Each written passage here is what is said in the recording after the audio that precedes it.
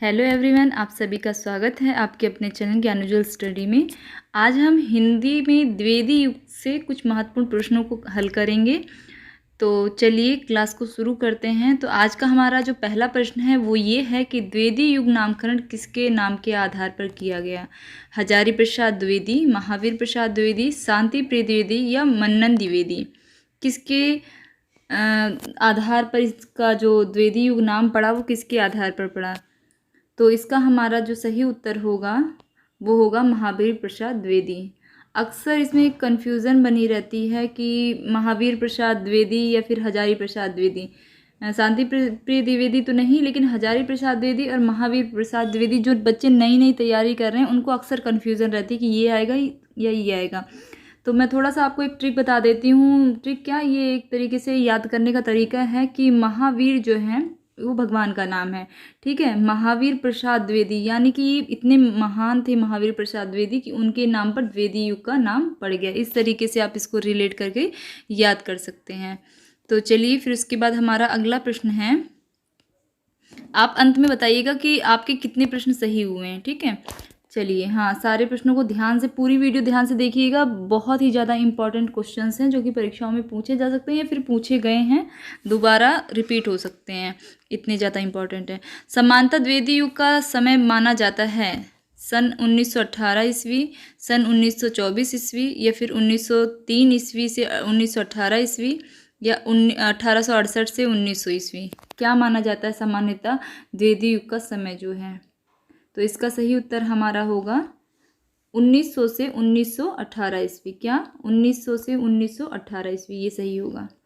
चलिए फिर अगला प्रश्न है हमारा, द्विवेदी युग को जागरण सुधार काल किसने कहा? द्विवेदी युग को जागरण सुधार काल किसने कहा? डॉक्टर बच्चन सिंह ने, मिश्र पंदु ने, नंदुलारे वाजपेयी या फिर डॉक्टर नगेंद्र?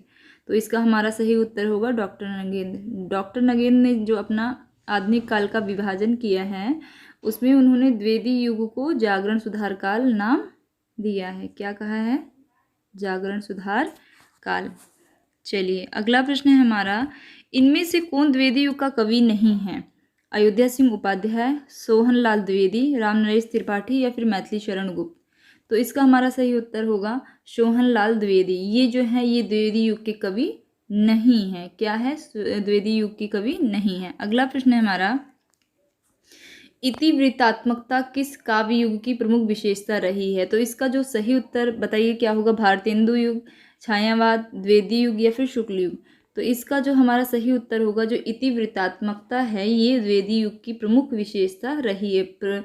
काव्य युग की द्विवेदी युग जो है उसकी प्रमुख विशेषता क्या रही है? इतिवृत्तात्मकता। इतिवृत्तात्मकता का अर्थ क्या होता है? इतिवृत्तात्मकता का मतलब है किसी चीज़ का डिटेल में व्याख्या करके उसका अच्छे से विश्लेषण करना ही इतिवृत्तात्मकता। एक इसका जो अगर हम मूल अर्थ देखें तो वो ये होता है कि किसी भी चीज़ की व्याख्या करना। ये द्विवेदी युग की प्रमुख विशेषताओं में से एक है। चलिए अगला प्रश्न है हमारा, भक्ति काल में गृहस्थ जीवन का जैसा सुंदर चित्रण सूरदास में मिलता है वैसा ही आधुनिक काल के किस कवि में मिलता है? हरिऔध, मैथिली शरण गुप्त, निराला या फिर रत्नाकर? तो इसका हमारा क्या सही उत्तर होगा? इसका सही उत्तर हमारा होगा मैथिली शरण गुप्त। क्या होगा? मैथिली शरण गुप्त। चलिए अगला प्रश्न है हमारा, द्विवेदी युग में संपूर्ण प्रतिनिधि कवि हैं श्रीधर पाठक, हरिऔध, मैथिली शरण गुप्त, इनमें से कोई नहीं। द्विवेदी युग के संपूर्णतः प्रतिनिधि कवि किसको माना जाता है? जल्दी से बताइए इसका सही उत्तर क्या होगा? तो इसका सही उत्तर होगा मैथिली शरण गुप्त। क्या होगा? मैथिली शरण गुप्त जो है वो प्रतिनिधि कवि माने जाते हैं। कहाँ के? द्विवेदी युग के। चलिए फिर अगला प्रश्न है, द्विवेदी युग के सर्वश्रेष्ठ प्रगीतकार माने जाते हैं रूप नारायण पांडे, लोचन प्रसाद पांडे, मुकुटधर पांडे या इनमें से कोई नहीं?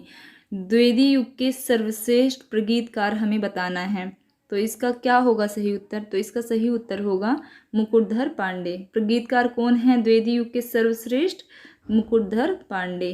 चलिए अगला प्रश्न है हमारा, मैथिली शरण गुप्त के गुरु थे महावीर प्रसाद द्विवेदी, बाल मुकुंद गुप्त, श्रीधर पाठक या फिर भारतेंदु?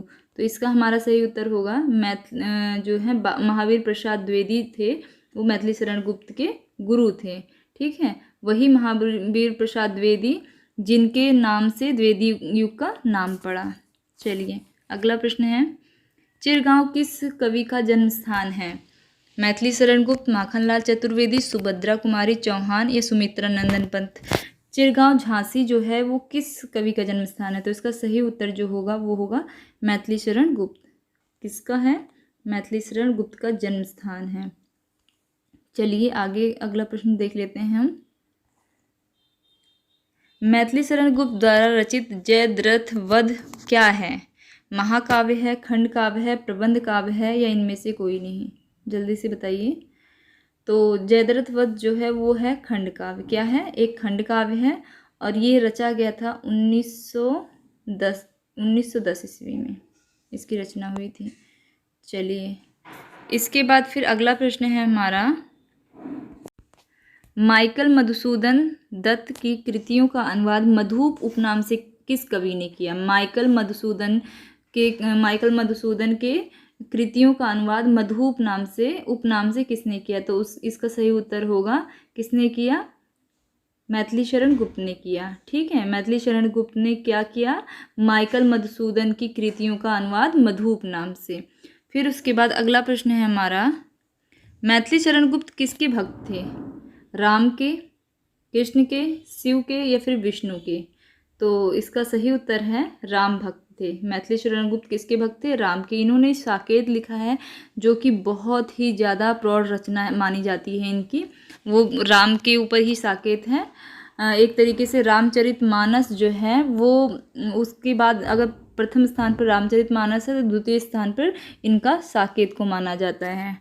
ठीक है, और ये रचना जो है हाँ मैथिली शरण गुप्त की। चलिए फिर उसके बाद मैथिली शरण गुप्त की इन रचनाओं को कालक्रम के अनुसार लगाइए। तो देखिए इसको चलिए देख लेते हैं कैसे कालक्रम के अनुसार लगाना है। तो मैथिली शरण साकेत जो है वो 1931 ईस्वी में प्रकाशित हुआ और ये जो भारत भारती है ये 1912 है। हेमंत का 1909 है,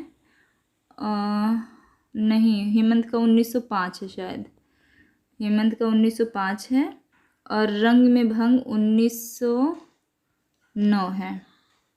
ठीक है, तो इस हिसाब से हमारा सबसे पहले आएगा 1905, ये सबसे वो है ना छोटा, तो हेमंत प्रथम स्थान पे आएगा। तो प्रथम स्थान पे हेमंत यहाँ पे है और दूसरे स्थान पे आएगा हमारा रंग में भंग, वो है दूसरे स्थान पे। फिर उसके बाद तीसरे स्थान पे आएगा हमारा साकेत, वो भारत भारती कितने में है? 1912 में, और साकेत है 1931 में। तो ये हमारा सही होगा, ग हमारा सही होगा। ठीक है, चलिए अगला प्रश्न है हमारा, हाँ इनको सूची का मिलान करना है। तो प्रिय प्रवास जो है वो किसकी रचना है? हरिऔध की है। अयोध्या सिंह उपाध्याय हरिऔध की प्रिय प्रवास रचना है। और रंग में भंग किसकी है? ये मैथिली शरण गुप्त की। और मृत्युंजय किसकी रचना है? तो ये राय देवी प्रसाद पूर्ण की है। और पथिक जो है राम नरेश त्रिपाठी की। इस हिसाब से हमारा जो है कौन सा सही हो जाता है? सी जो है हमारा, देखिए प्रिय प्रवास किसकी है? हरिऔध की है। पहले का तीसरा, तो पहले का तीसरा इसमें, ठीक है, इसमें दो में है पहले का तीसरा। फिर उसके बाद है रंग में भंग, वो किसका है? रंग में भंग मैथिली शरण गुप्त का, पहले का, फिर दूसरे का पहला, दूसरे का पहला इसमें भी है, इसमें यानी कि इन दोनों में है, तो इसमें नहीं है। तो यानी कि ग हमारा सही होगा। क्या होगा? ग सही होगा। चलिए यही तक थे हमारे प्रश्न खत्म हो गए हैं। तो ये वीडियो आपको कैसे लगी ज़रूर बताइए। अगर चैनल पर पहली बार आए हैं तो चैनल को सब्सक्राइब कर दीजिए। ऐसे ही महत्वपूर्ण प्रश्नों की श्रृंखला आपके लिए आती रहेगी। धन्यवाद।